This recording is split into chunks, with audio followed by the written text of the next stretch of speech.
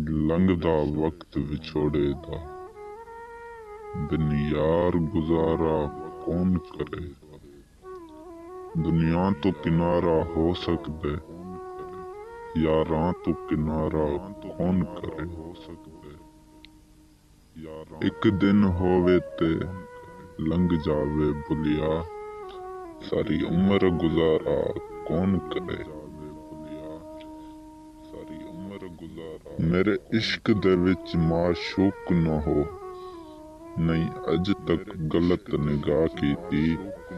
तेरी हर मुलाकात में इंज कीती, जिवें मूसा नाल खुदा की। नहीं फर्क कीता तेरी पूजा विच, नहीं खतरां दी परवाह कीती। एक तैनू रब नहीं कह सकदा, बाकी सारी रस्म अदा कीती।